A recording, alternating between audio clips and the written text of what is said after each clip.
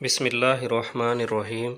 یہ تقریباً 1957 کی بات ہے کہ فرانس میں کہیں ایک رہائشی عمارت کی نکڑ میں ترکی کے ایک 50 سالہ بوڑھے آدمی نے چھوٹی سی دکان بنا رکھی تھی۔ ارد گرد کے لوگ اس بوڑھے کو انکل ابراہیم کے نام سے جانتے اور پکارتے تھے۔ انکل ابراہیم کی دکان میں چھوٹی موٹی گھریلو ضروریات کی اشیاء کے علاوہ بچوں کے لیے چاکلیٹ، آئس کریم اور گولیاں ٹافیاں دستیاب تھیں۔ اسی عمارت کی ایک منزل پر ایک یہودی خاندان آباد تھا جن کا ایک 7 سالہ بچہ جاد تھا۔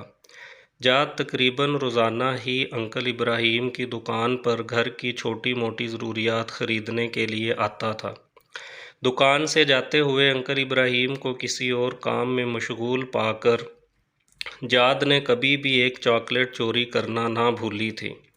ایک بار جاد دکان سے جاتے ہوئے چاکلیٹ چوری کرنا بھول گیا۔ انکل ابراہیم نے جاد کو پیچھے سے آواز دیتے ہوئے کہا، جاد، آج چاکلیٹ نہیں اٹھاؤ گے کیا؟ انکل ابراہیم نے یہ بات محبت میں کی تھی یا دوستی سے، مگر جاد کے لیے ایک صدمے سے بڑھ کر تھی۔ جاد آج تک یہی سمجھتا تھا کہ اس کی چوری ایک راز تھی، مگر معاملہ اس کے برعکس تھا۔ جاد نے گڑ گڑاتے ہوئے انکل ابراہیم سے کہا کہ آپ اگر مجھے معاف کر دیں تو میں آئندہ کبھی بھی چوری نہیں کروں گا۔ مگر انکل ابراہیم نے جاد سے کہا، اگر تم وعدہ کرو کہ اپنی زندگی میں کبھی بھی کسی کی چوری نہیں کرو گے تو روزانہ کا ایک چاکلیٹ میری طرف سے تمہارا ہوا، ہر بار دکان سے جاتے ہوئے لے جایا کرنا۔ اور بالآخر اسی بات پر جاد اور انکل کا اتفاق ہو گیا۔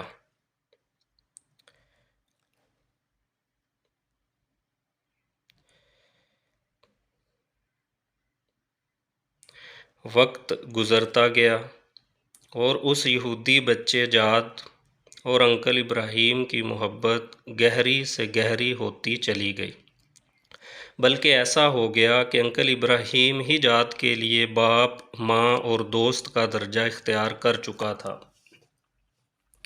جاد کو جب کبھی کسی مسئلے کا سامنا ہوتا یا پریشانی ہوتی تو انکل ابراہیم سے ہی کہتا۔ ایسے میں انکل میز کی دراز سے ایک کتاب نکالتے اور جاد سے کہتے کہ کتاب کو کہیں سے بھی کھول کر دو۔ جاد کتاب کھولتا اور انکل وہیں سے 2 صفحے پڑھتے، جاد کو مسئلے کا حل بتاتے۔ جاد کا دل اطمینان پاتا اور وہ گھر کو چلا جاتا۔ اور اسی طرح ایک کے بعد ایک کرتے 17 سال گزر گئے۔ 17 سال کے بعد جب جاد 24 سال کا ایک نوجوان بنا تو انکل ابراہیم بھی اس حساب سے 67 سال کے ہو چکے تھے۔ دائی اجل کا بلاوا آیا اور انکل ابراہیم وفات پا گئے۔ انہوں نے اپنے بیٹوں کے پاس جاد کے لیے ایک صندوقچی چھوڑی تھی۔ ان کی وصیت تھی کہ اس کے مرنے کے بعد یہ صندوقچی اس یہودی نوجوان جاد کو تحفہ میں دے دی جائے۔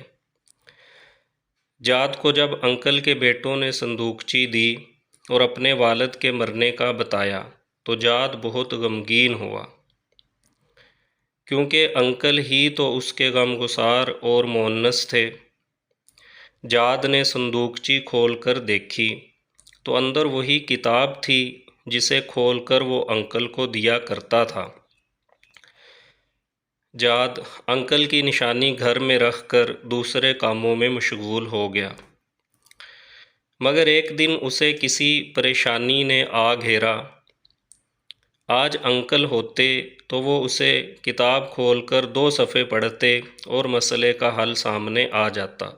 جاد کے ذہن میں انکل کا خیال آیا اور اس کے آنسو نکل آئے۔ کیوں نہ آج میں خود کوشش کروں؟ کتاب کھولتے ہوئے وہ اپنے آپ سے مخاطب ہوا، لیکن کتاب کی زبان اور لکھائی اس کی سمجھ سے بالا تر تھی۔ کتاب اٹھا کر اپنے تیونسی عرب دوست کے پاس گیا اور اسے کہا کہ مجھے اس میں سے 2 صفحے پڑھ کر سناؤ۔ مطلب پوچھا اور اپنے مسئلے کا اپنے تئیں حل نکالا۔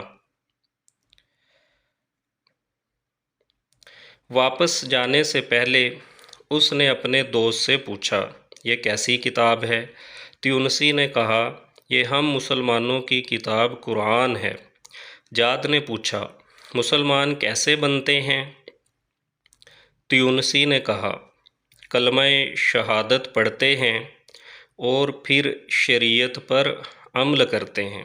جاد نے کہا، تو پھر سن لو، میں کہہ رہا ہوں، اشہد اللہ الہ الا اللہ و اشہد ان محمد الرسول اللہ۔ جاد مسلمان ہو گیا اور اپنے لیے جاد اللہ القرآنی کا نام پسند کیا۔ نام کا اختیار اس کی قرآن سے والہانہ محبت کا ثبوت تھا۔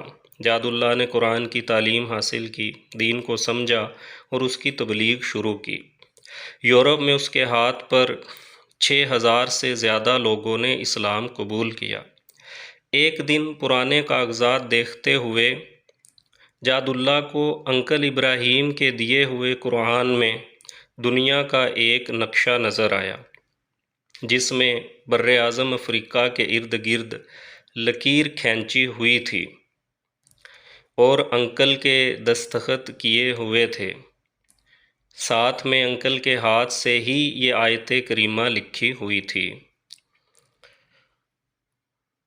ادعو الی سبیل ربک بالحکمۃ والموعظۃ الحسنہ۔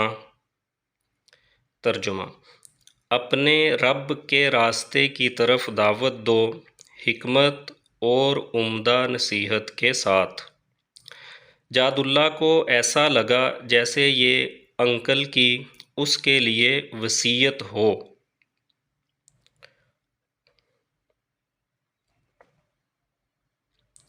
اسی وقت جاد اللہ نے اس وصیت پر عمل کرنے کی ٹھانی اور ساتھ ہی جاد اللہ نے یورپ کو خیر باد کہہ کر کینیا، سوڈان، یوگنڈا اور اس کے آس پاس کے ممالک کو اپنا مسکن بنایا۔ دعوت حق کے لیے ہر مشکل اور پرخطر راستے پر چلنے سے نہ ہچکچایا اور اللہ تعالیٰ نے اس کے ہاتھوں 60 لاکھ انسانوں کو دین اسلام کی روشنی سے نوازا۔ جاد اللہ نے افریقہ کے کٹھن ماحول میں اپنی زندگی کے 30 سال گزار دیے۔ سن 2003 میں افریقہ میں پائی جانے والی بیماریوں میں گھر کر محض 54 سال کی عمر میں اپنے خالق حقیقی کو جا ملے۔ جاد اللہ کی محنت کے ثمرات ان کی وفات کے بعد بھی جاری رہے۔ وفات کے ٹھیک 2 سال بعد ان کی ماں نے 70 سال کی عمر میں اسلام قبول کیا۔ جاد اللہ اکثر یاد کیا کرتے تھے کہ انکل ابراہیم نے اس کے 17 سالوں میں کبھی بھی اسے غیر مسلم محسوس نہیں ہونے دیا اور نہ ہی کبھی کہا کہ اسلام قبول کر لو، مگر ان کا رویہ ایسا تھا کہ جاد کے لیے اسلام قبول کیے بغیر چارہ نہ تھا۔ آپ کے سامنے اس واقعے کو بیان کرنے کا فقط اتنا مقصد ہے کہ کیا مجھ سمیت ہم میں سے کسی مسلمان کا اخلاق و عادات، اطوار و کردار انکل ابراہیم جیسا ہے؟ اللہ پاک سے دعا ہے کہ ہمیں بھی پکا مسلمان اور سچا عاشق قرآن بننے کی توفیق عطا فرمائے۔ آمین یا رب العالمین۔